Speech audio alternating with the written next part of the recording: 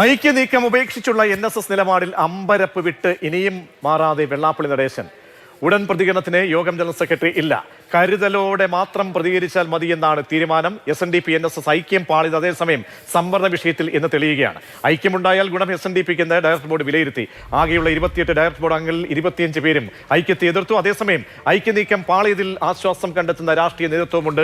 NSS എപ്പോഴും സമദൂര നിലപാടാണ് സ്വീകരിക്കുന്നത് എന്ന് രമേശ് ചെന്നിത്തല പ്രതികരിച്ചു. അത് UDFന് അനുകൂലമാകുമോ എന്ന ചോദ്യത്തിന് അത് നിങ്ങൾക്ക് അറിയാവുന്നല്ലേ എന്നും ഉത്തരം.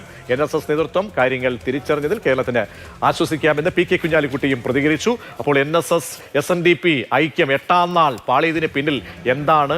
അപ്പോൾ ഇനി ഒരിക്കലും അങ്ങനെ ചേർത്ത് വെച്ചാൽ ഒരർത്ഥത്തിലും അടുക്കാൻ കഴിയാത്ത വണ്ണം രണ്ട് ഭാഗവും അകന്നു മാറിയോ എന്ന് പരിശോധിക്കണം. അഭിലാഷ് മോഹനും D പ്രമേഷ് കുമാറും നമ്മോടൊപ്പം തത്സമയം ചേരുന്നുണ്ട്. പ്രമേഷ് ഏട്ടാ, വലിയൊരു അതായത് അപ്രതീക്ഷിത നീക്കമാണ് NSSന്റെ ഭാഗത്തു നിന്നും ഉണ്ടായിരിക്കുന്നത്. അപ്പോൾ NSS നേരത്തെ തന്നെ ഇക്കാര്യത്തിൽ ഒരു നിലപാട് പറഞ്ഞില്ല എന്നുള്ളതാണ്. കാരണം അസന്നിഗ്ധമായിട്ടാണ് അന്ന് സുകുമാരൻ നായർ ആദ്യ വാർത്താ സമ്മേളനം നടത്തുകയും ഇനി ഒരു തരത്തിലും ഐക്യം പാളിച്ച ചരിത്രത്തിൽ പറ്റിയതുപോലെ പറ്റില്ല എന്ന മുഖവരിയോടുകൂടിയാണ് അദ്ദേഹം വാർത്താ സമ്മേളനം നടത്തി. അപ്പോൾ അന്നുള്ള കാര്യങ്ങൾ മാധ്യമപ്രവർത്തകർ ഇന്നത്തെ ചോദ്യങ്ങൾ അന്നേ ചോദിക്കുകയും ചെയ്തു. സംവരണമടക്കമുള്ള കാര്യങ്ങളിലെ ചോദ്യങ്ങൾ അന്ന് ഉന്നയിച്ചു. ആശങ്കയാകില്ലേ, ഇത് പലപ്പോഴും ഒരു കല്ലുകടിയായി മാറിയില്ലേ? അപ്പോൾ അന്നൊന്നും സുകുമാരൻ നായർ പറഞ്ഞില്ല. പിന്നീട് അപ്രതീക്ഷിതമായി ഇന്നലെ ഒരു തീരുമാനം എടുക്കുകയും ചെയ്യുന്നു. അപ്പോൾ ഇതിന്റെ പിന്നിൽ എന്താണ് ശരിക്കും സംഭവിച്ചിരിക്കുക? അല്ല, ഈ NSS SNDP ഐക്യത്തെക്കുറിച്ച് രണ്ട് നേതാക്കളുടെയും സമുദായ നേതാക്കളുടെയും പ്രസ്താവന വന്നപ്പോൾ തന്നെ പലരും സംശയം ഉന്നയിച്ചിരുന്നു. ഇത് എത്ര കാലം ആയുസ്സുണ്ട് എന്നുള്ളത്. ഏതാണ്ട് 8 ദിവസം അല്ലെ 8-9 ദിവസത്തെ ആയുസ് മാത്രമേ ഉള്ളൂ. കാരണം അടിസ്ഥാനപരമായി രണ്ട് സംഘടനകൾക്കും പല കാര്യങ്ങളിൽ വ്യത്യസ്ത നിലപാടുകളുണ്ട്. പ്രത്യേകിച്ച് സംവരണം തുടങ്ങിയ വിഷയങ്ങൾ. കഴിഞ്ഞ അരനൂറ്റാണ്ടായി സംവരണ വിഷയത്തിൽ NSS ഒരു നിലപാട് ആവർത്തിച്ചുകൊണ്ടിരിക്കുന്നു. എന്നാൽ SNDP പോലുള്ള പിന്നോക്ക സമുദായ സംഘടനകൾക്ക് വേറെ നിലപാടുണ്ട്. പക്ഷേ ഈ 2019 കേന്ദ്ര സർക്കാർ പ്രഖ്യാപിച്ച മുന്നോക്ക വിഭാഗങ്ങൾക്കുള്ള 10% സാമ്പത്തിക സംവരണത്തെ NSS സ്വാഗതം ചെയ്തിട്ടുണ്ട്. പക്ഷേ അക്കാര്യത്തിൽ പൂർണ്ണമായി എതിർപ്പ് പ്രകടിപ്പിച്ചിട്ടില്ലെങ്കിലും സംശയം ഉന്നയിക്കുകയും അതോടൊപ്പം തന്നെ സാമ്പത്തിക സംവരണം സാമുദായിക സംവരണത്തിൻ്റെ മെറിറ്റിനെ അട്ടിമറിക്കുന്ന രീതിയിലാകരുത് എന്നുള്ള വിമർശനം SNDP പോലുള്ള സംഘടനകൾക്കൊക്കെ ഉണ്ട്. ഇപ്പോൾ കേരളത്തിൽ ഈ 2019 കേന്ദ്ര സർക്കാരിൻ്റെ തീരുമാനം വരും മുമ്പ് ദേവസ്വം ബോർഡിൽ മുന്നോക്ക സംവരണം നടപ്പാക്കി ഇവിടെ സംസ്ഥാന സർക്കാർ ഒരു തീരുമാനം പ്രഖ്യാപിച്ചിരുന്നു. അതിനവരെ SNDP എതിർക്കുകയുണ്ടായി.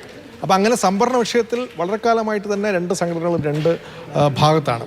സ്വാഭാവികമായിട്ടും ഇത്തരം വിഷയങ്ങൾ കൂടി വരുമ്പോൾ സ്വാഭാവികമായിട്ടും അത് SNDPക്ക് അനുകൂലമാണ് എന്നുള്ളൊരു ധാരണ NSSൻ്റെ ഡയറക്ടർ ബോർഡിൽ വന്നു എന്നാണ് ഇപ്പോൾ മനസ്സിലാക്കാൻ കഴിയുന്നത്. ഞാൻ ചോദിക്കും, ഇതൊക്കെ കാര്യങ്ങളൊക്കെ നേരത്തെ അറിയാത്തില്ല. അപ്പോൾ കൂടിയാലോചനകളില്ലാതെ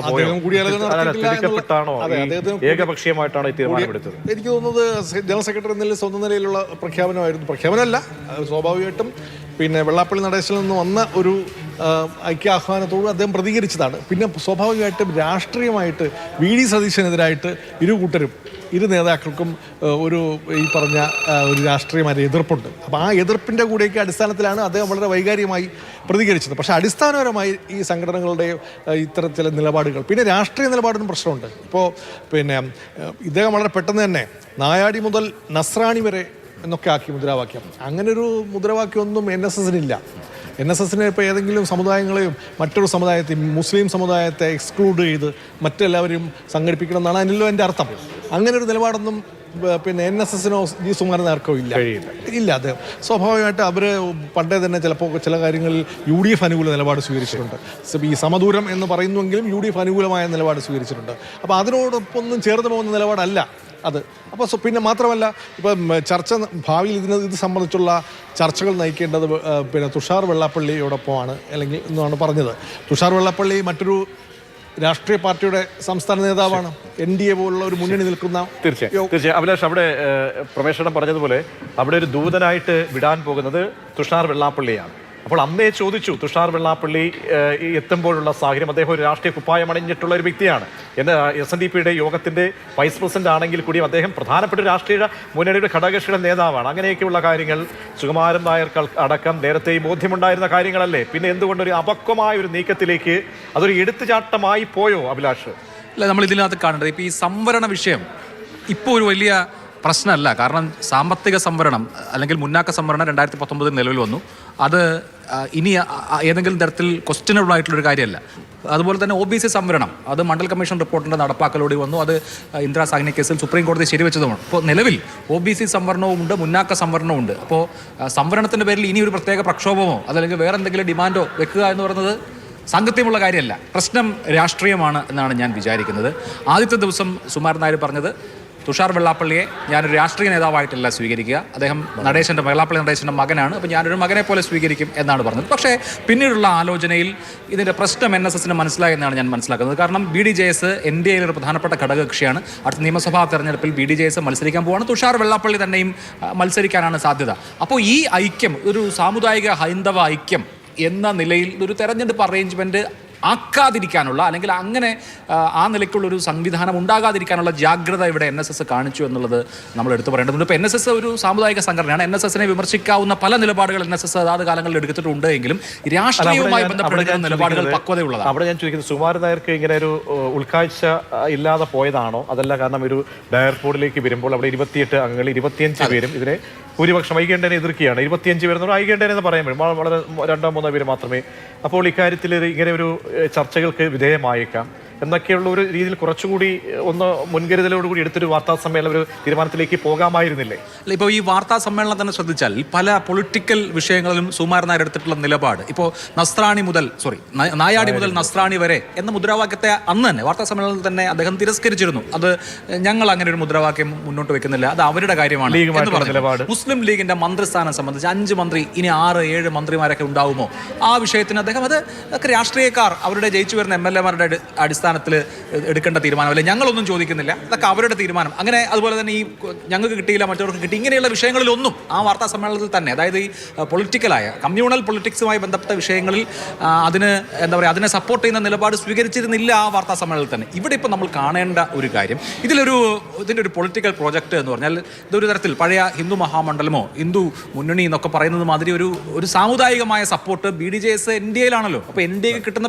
വിധത്തിൽ ഈ കാര്യങ്ങൾ പോവാതിരിക്കാനുള്ളൊരു ജാഗ്രത NSS കാണിച്ചു എന്നാണ് എനിക്ക് തോന്നുന്നത്. ഇപ്പോൾ NSSനെ സംബന്ധിച്ച് നോക്കും, ഇപ്പോൾ ഈ BJP ബന്ധം ഏറ്റവും ഈസി ആയിട്ട് നടപ്പാക്കാൻ കഴിയുന്ന എന്ന് പറഞ്ഞാൽ അതിൻ്റെ ഒരു സോഷ്യൽ സ്ട്രക്ചർ വെച്ചിട്ട് പറ്റുന്ന ഒരു സംഘടനയാണ് NSS. പക്ഷേ NSS കഴിഞ്ഞ ശബരിമല നാമജപ പ്രക്ഷോഭം നേതൃത്വം നൽകിയത് അല്ലെങ്കിൽ അത് തുടങ്ങിയത് NSS ആണെങ്കിൽ പോലും പൊളിറ്റിക്കലി അവർ കോൺഗ്രസിനോട് അനുകൂലമായ സമീപനമാണ് സ്വീകരിച്ചത്. അല്ലാതെ BJPയുമായി ബന്ധപ്പെട്ട് BJPക്ക് ഗുണകരമാവുന്ന ഒരു സമീപനം അവർ അന്നും സ്വീകരിച്ചിട്ടില്ല, മുൻകാലങ്ങളിലും സ്വീകരിച്ചിട്ടില്ല. ഇപ്പോൾ PK നാരായണ പണിക്കർ അദ്ദേഹം RSSന്റെ ചെറുപ്പകാലത്ത് അദ്ദേഹം RSSന്റെ ബാക്ക്ഗ്രൗണ്ട് ഉള്ള ഒരാളായിരുന്നു. അദ്ദേഹം ജനറൽ സെക്രട്ടറി ആയിരുന്ന സമയത്ത് പോലും BJPയുമായിട്ടോ RSSുമായിട്ടോ ചേർന്ന് പോകുന്ന സമീപനം സ്വീകരിച്ചിട്ടില്ല. ഇത്തവണ ഇപ്പോൾ ഈ ഹിന്ദു മുന്നണിയായി അല്ലെങ്കിൽ ഈ നായാടി നസ്രാണി ഐക്യം എന്നുള്ള നിലയിൽ ആ തരത്തിലുള്ള കമ്മ്യൂണൽ മുന്നണി ആവാതിരിക്കാനുള്ള ഒരു പക്വതയും ജാഗ്രതയും കാണിച്ചു എന്നാണ് എനിക്ക് തോന്നുന്നത്. ഇവിടെ വെള്ളാപ്പള്ളി സാധാരണഗതിയിലാണെങ്കിൽ വെള്ളാപ്പള്ളി പിറ്റേന്ന് മാധ്യമപ്രവർത്തകരെ അങ്ങോട്ട് സമീപിക്കുക, അങ്ങോട്ട് വിളിച്ചോക്കെ അല്ലെങ്കിൽ ചെല്ലുമ്പോഴൊക്കെ സ്വീകരിച്ചും അങ്ങനെ ഉരുളയ്ക്ക് ഉപ്പേര് പോലെ മറുപടി പറയാറുള്ളതാണ് വെള്ളാപ്പള്ളി.